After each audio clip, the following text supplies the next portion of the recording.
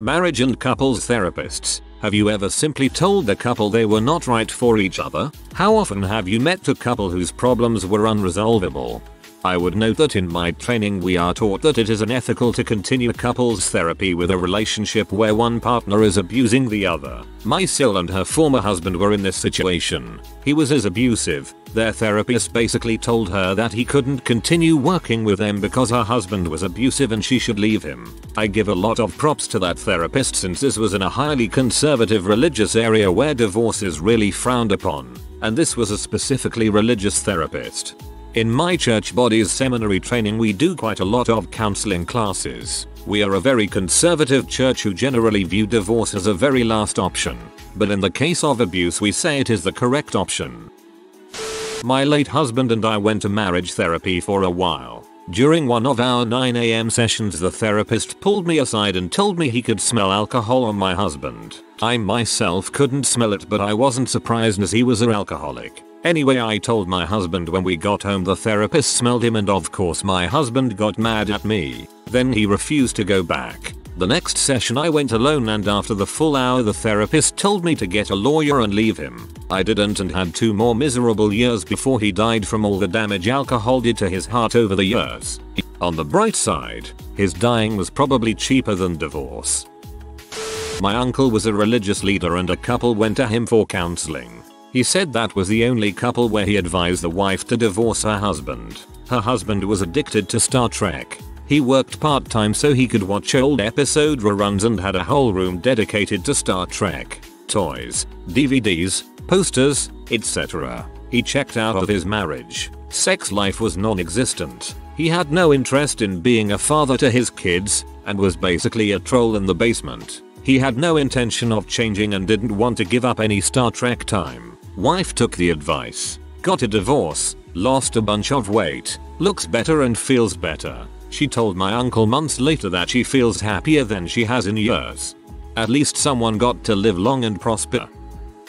Not me, but a counselor told my sister that her husband was a textbook narcissist and she needed to get herself and her children as far away from him as she could. And this was a religious counselor that claimed to not believe in divorce. LOL. When a religious counselor says that you should get the frick away from X, you have fricked up. I went for couples counseling with my partner because we wanted a second opinion on some life stuff. We went before anything was critical but we were trying to figure out next direction sort of stuff. So he sits us down, guides us to sit opposite one another instead of next to each other. He takes turn asking us individual questions. I answered on her behalf once, and he tells me somewhat tersely that he directed that question towards her and that I need to wait my turn. Eventually he drops this nugget of wisdom: sometimes things are untenable and it's best just to separate while things are still amiable. At which point I'll look at my partner and she looks at me, and we burst into giggles. This mother thinks we're splitting up, has been careful to set sides and be equitable in our treatment, and we just wanted to ask about options of compromise for our aspirations. We weren't on the verge of ruin and breakup. We still loved and adored each other. We forgot to tell him that, though. I was surprised at how quickly he tossed out the "it's okay to break up" shtick. It was within 5-10 minutes of the session starting if I recall correctly. A lot of people fail to realize that you can have a degree and be a professional, but still be an idiot and be freaking terrible at your job. This problem is compounded in therapy because it's frankly hard to talk about things, and the layperson doesn't often think that their therapist could be a shill. Real talk. If you don't like where your counseling is going, it's okay to find other help. In all my years of marriage counseling I've realized the one sign that a couple won't make it: they show contempt for each other. Not even hatred or anger, just disdain. Egg eye rolling, diminishing one another's points etc. Therapist here. I have a lot more experience with family therapy as opposed to just strictly seeing couples. Generally it wouldn't be appropriate to tell a client what to do, especially with an enormous life decision like divorce. I did see a couple where I thought it was very unlikely that they'd be able to reconcile because they would not put aside their need to hurt each other emotionally in order to do the necessary work to repair their marriage. Plus the wife had disclosed to me that she only was staying in the marriage out of guilt and was miserable. I might ask questions like, "Do you feel like living this way is sustainable etc." to get the gears turning. Generally I help people feel more confident about how they're already feeling what they already want to do.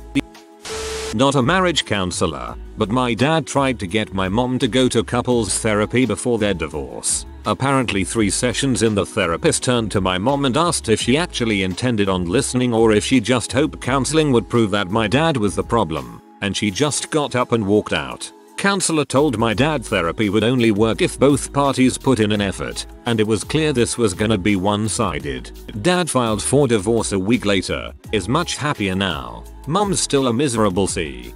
I know a couple like this. She blames everyone but herself and all that, except he ended up marrying her after 5 years together and she got worse. One-sided apologies, bossy, clingy, and relentlessly bitchy. She is the cause of all drama in the family. I just hope she ends up alone and miserable. Unfortunately the doofus brother-in-law doesn't understand why we all hate her.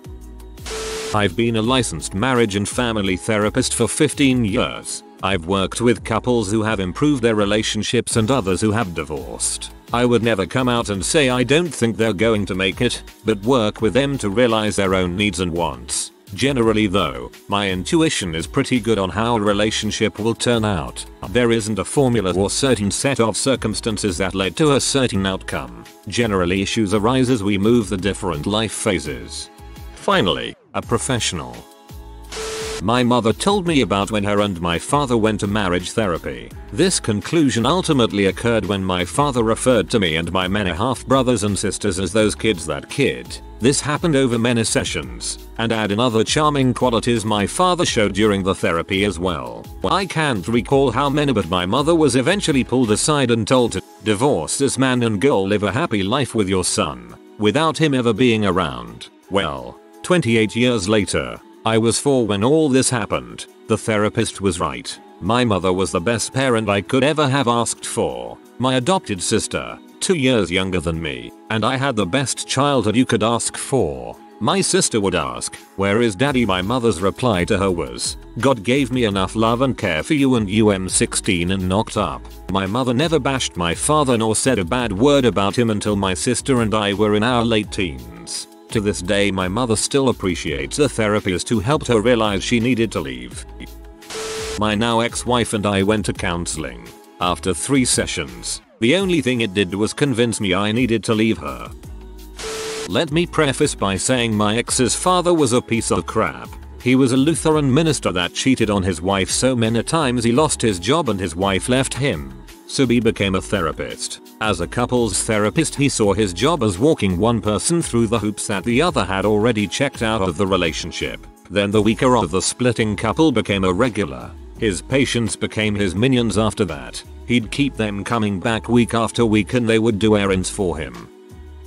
Not directly related to the question, but I had a friend who had been married for 2 years. He and his wife were both 20. The husband wasn't anything to write home about and his wife was a solid 8.5. Anyways, this was in 1999 and he was addicted to EverQuest. He would get home from work and say hi to his wife and head over to his game room to play EQ. This went on for months and he basically refused to have sex with her. They went to counseling and the counselor actually said, "Look man, your wife is very attractive. Do you want her sleeping with other men?" I guess that scared him, so he ended up selling his computer. I knew a couple like this. They were incompatible and after they divorced and remarried, it became obvious why he'd hide in his game. When my now ex and I were going through therapy, she was going on and on about all the things she did right and all the things I did wrong, to the point where the therapist said, "You're never wrong. Are you?" My ex took it as a compliment. Love the username.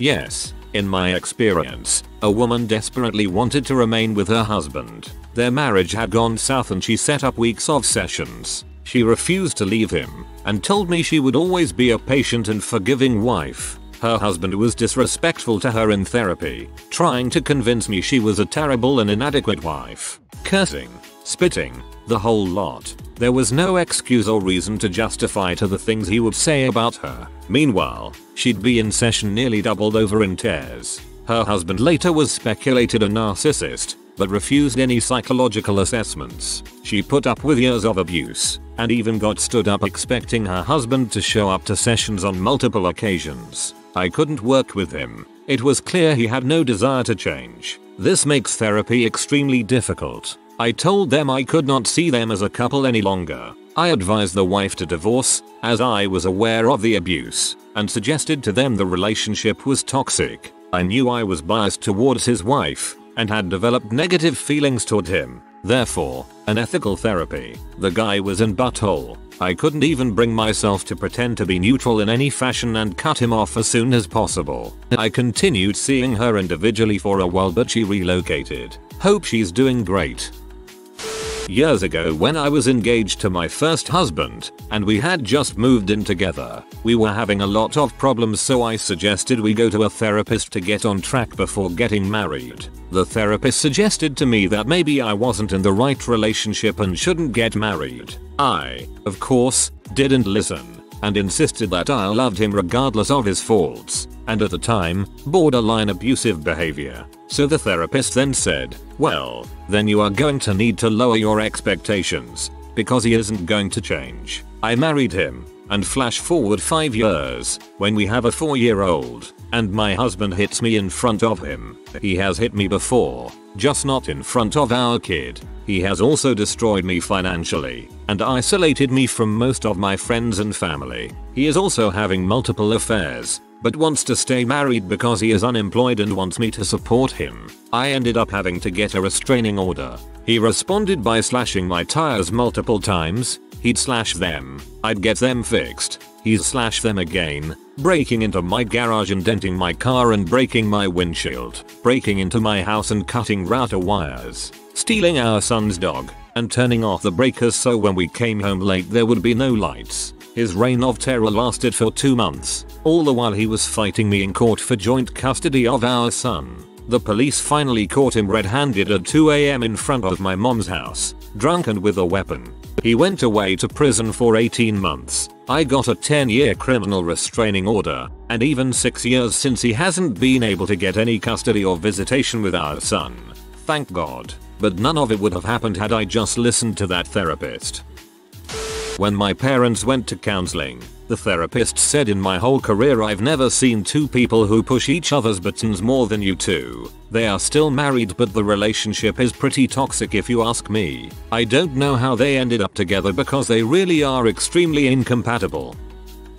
Nearly graduated couples therapist here. Generally there aren't many issues that can come up that are completely unresolvable, but there are some. Generally though, it just comes down to compromising and if you can actually slow down and hear your partner properly. Sadly, many couples come to therapy too late for this and simply can't muster up the motivation to complete homework assignments or really take what us therapists say to heart. It's kinda sad, but the couples who I've seen be the most successful in therapy are the ones who come in early on when they recognize a problem, are fully committed to one another, and really put effort into things. Only 40% of work done in therapy is really up to the therapist. The rest is up to the clients. Therapists can only do so much.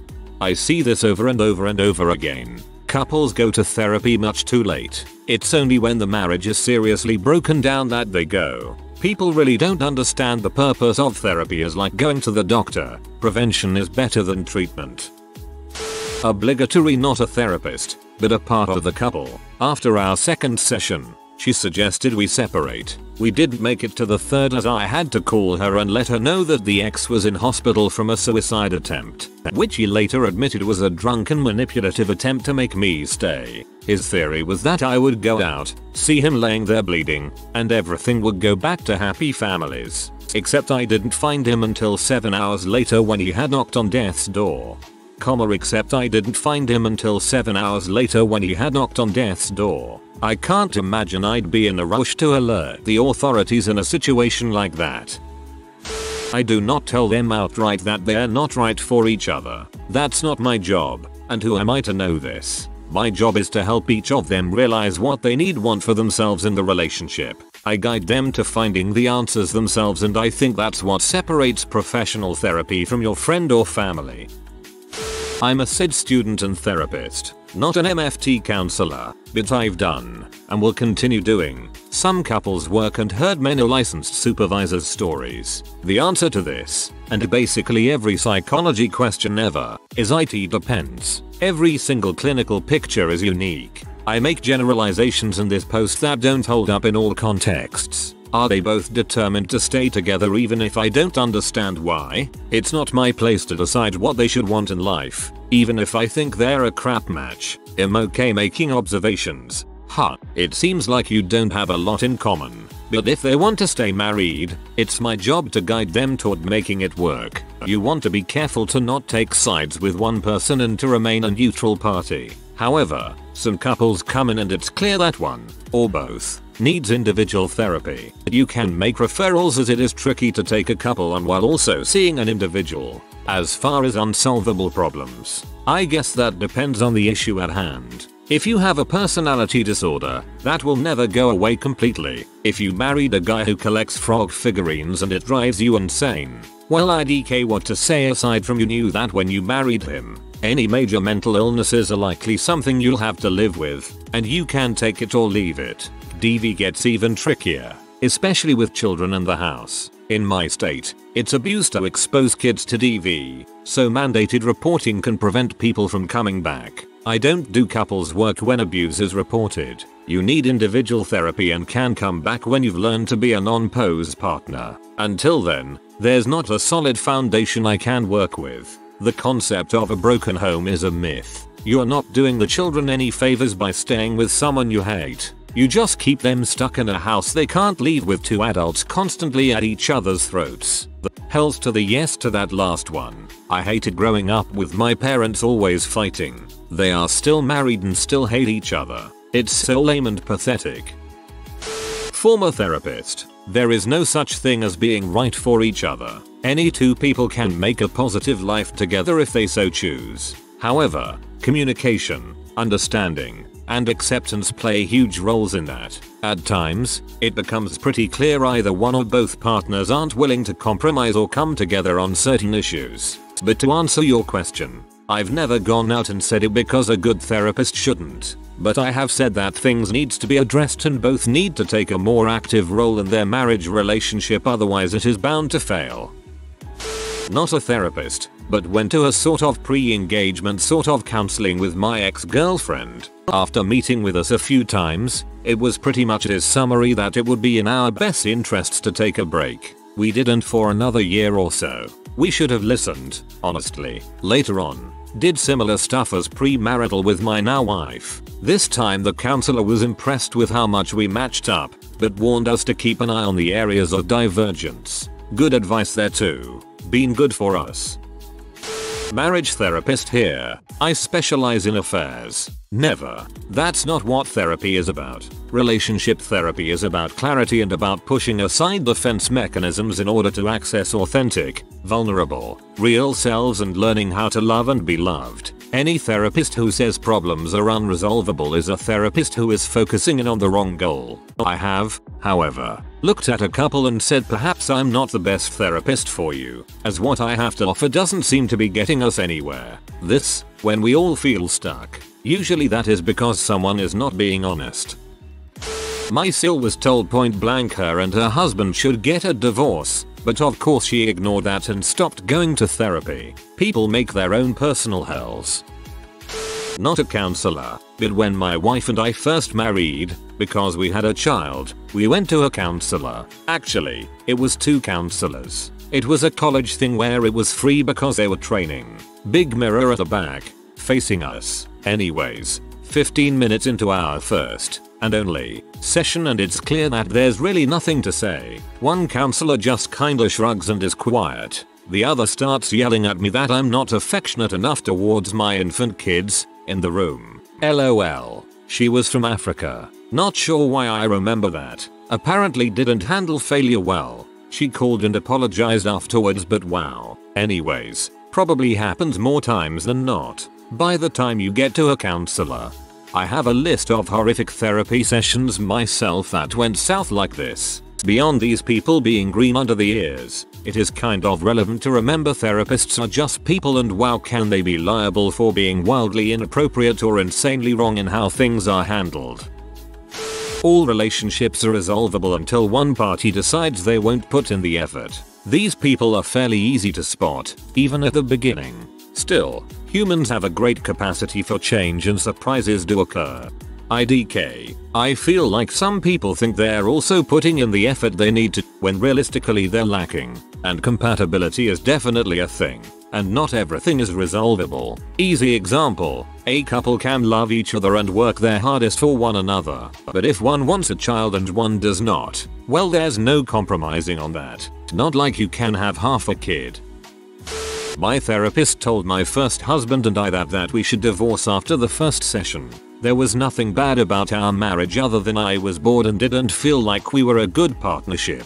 He wanted to work on it and I thought I also did, but I realized that I just wanted to do whatever I wanted and wished my husband would accept that. Turns out that is not a willing attitude for a happy marriage. That is just one person wanting to be independent and do their own thing. We divorced and I was immediately happy. He wasn't. He became happy about 2 years later. That was many years ago. I am glad that therapist was honest and didn't push us to stay together. I did as an intern.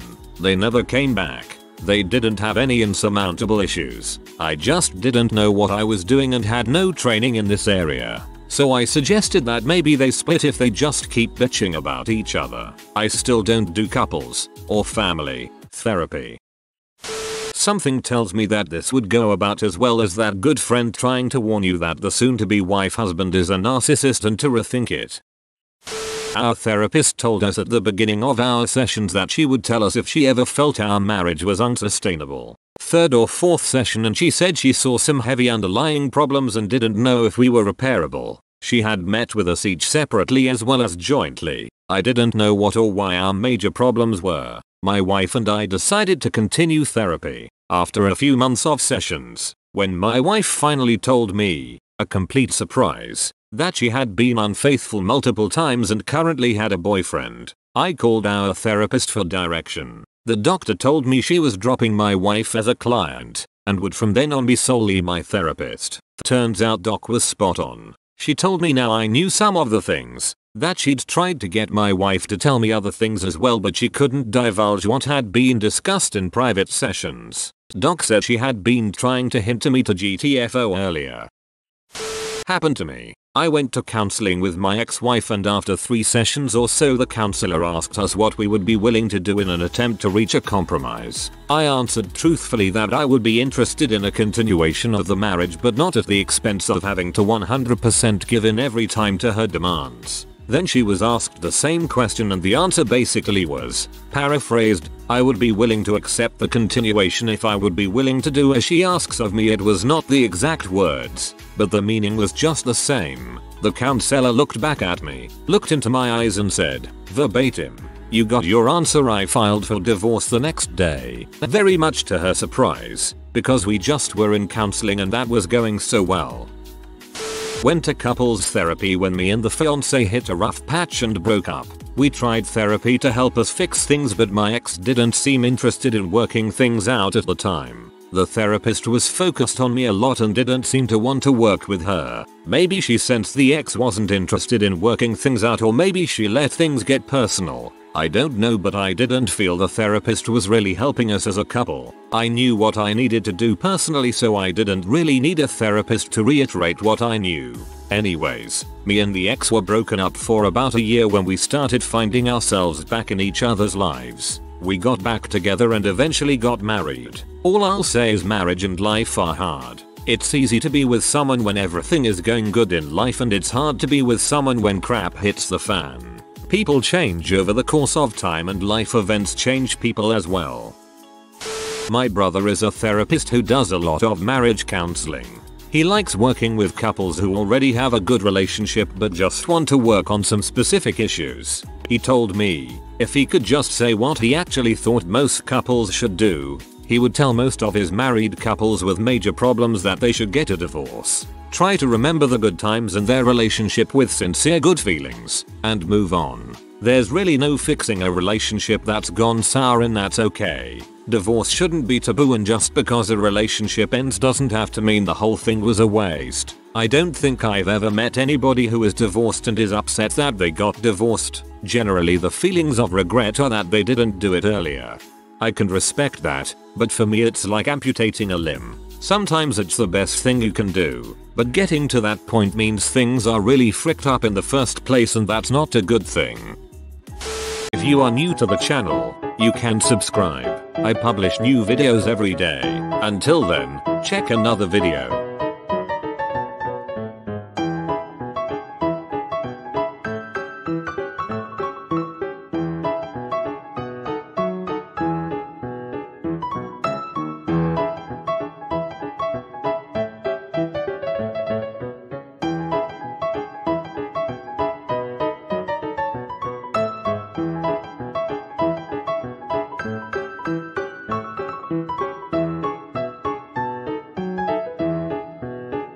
Bye for now.